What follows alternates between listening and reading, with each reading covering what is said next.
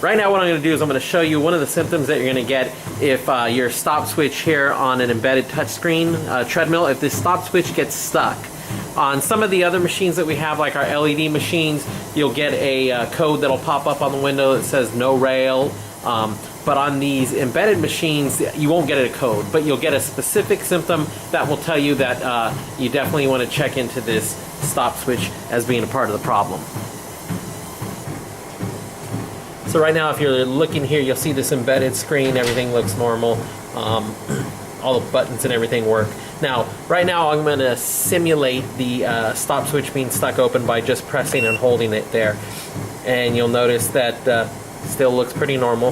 The only thing is I'm going to go over here and I'm going to hit the quick start. And when I hit the quick start, all of a sudden you'll see that the coaching disappears and it does not reappear. The other thing you'll notice is when I hit the quick start, you'll see that it highlights, which kind of shows you that, hey, well, the screen's working. The coaching right over here is gone. The next thing I try to do is I'll hit the create a workout.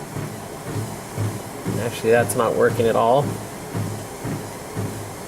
But I do get that response right there. Right there, that's my first indication that my stop switch is probably either disconnected, stuck open, or there's a loose connection, something going on there, and that's what you want to troubleshoot. The first step in our troubleshooting is to make sure that our stop switch is plugged into our CCB. What you're looking at right now is I've removed the bottom shroud that went right here, and I'm looking at that little center console where you enter all the channels and whatnot, and you'll see we're going to look and make sure that our stop switch is plugged in. And right now I'm looking at this wire right here. It's a brown and a purple wire. It might be different depending on the age of your machine. And it plugs in right here on the what we call the CCBs, the center circuit board. Make sure it's plugged in. I'm going to disconnect it and reconnect it. And that'll help me ensure that I definitely got a good connection. So I disconnect it. You can see here the connection. It's polarized, so you can't plug it in wrong. It's going to be a little bit tricky to get back in, but it's definitely doable. And now I plug it in and it's nice and tight. Once we do this, we want to reboot the machine, and we're going to see if our coaching screen comes back on and the machine functions normally. Now, once we've done this, let's say if we still have a problem where it's still missing, the next thing we want to do is we're going to get our multimeter and we're going to test this to make sure that it's working. So right now I have disconnected my stop switch cable from my CCB, and I'm going to do a continuity check. The one thing you want to look is if you look right here, you're going to see there's two little holes where you can put your multimeter in there to take a continuity check. I got my multimeter right here. I'm going to set it to a continuity checker. And when I put these two leads together, you hear the beeping. Right now, I'm checking for continuity. And you'll see as soon as I connected the leads here, it starts beeping, which tells me that I do have continuity.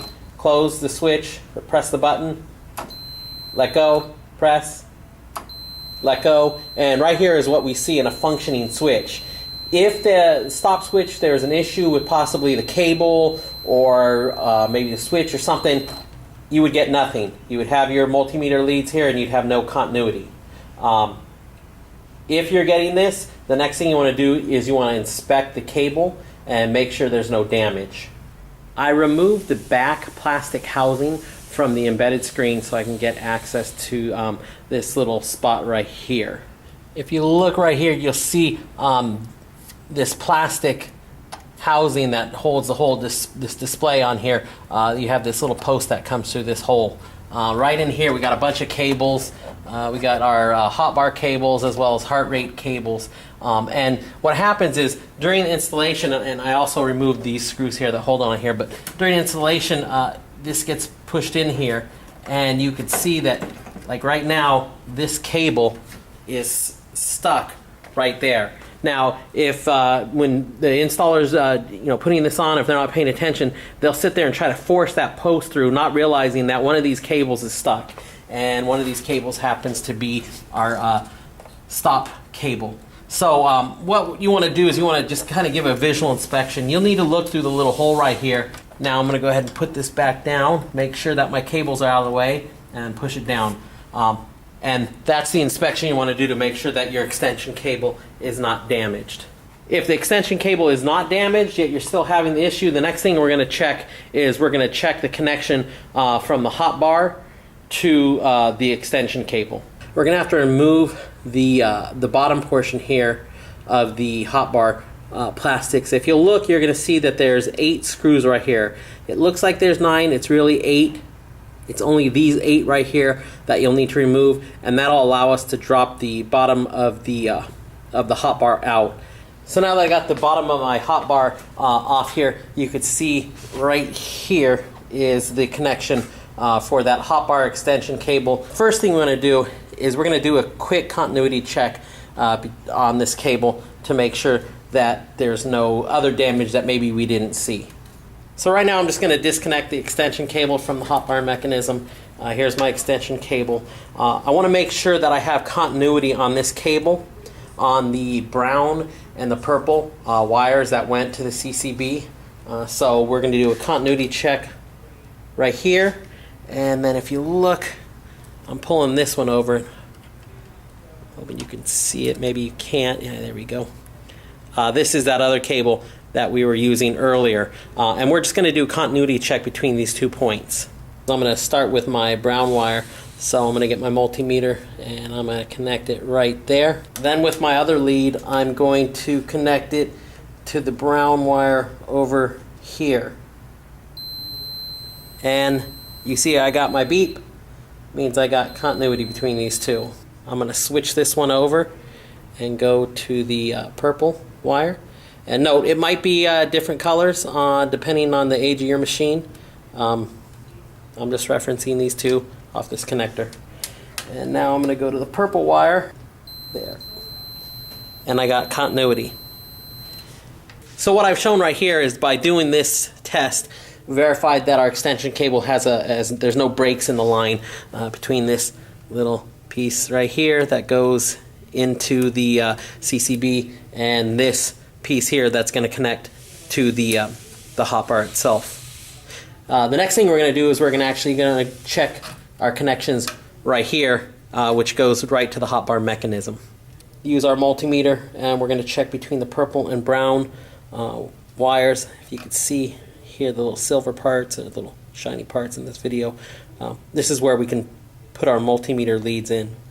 Right now I'm between the brown and purple and I could see that beeping on my meter. I press the stop, it goes away. Let it go, close circuit, stop, opens the circuit. Right now that I know this hotbar mechanism is working properly. If as soon as I came up here I got my multimeter leads on that brown and purple, I know I got a good connection, yet I'm not hearing any beep or no continuity, then there's a problem somewhere in this hotbar mechanism and you want to replace the top hotbar. It comes with everything, all the switches for the emergency stop and the stop. Right now I'll let it go, but you can see this is a good one. I have continuity. So these are the troubleshooting steps that you want to perform if you lost your coach window right here. You could see there's a kind of like an outline of where it should be, but it's not there. And if you're getting reports where the touchscreen isn't responding, you can come up here and press this. You'll see that it's highlighted.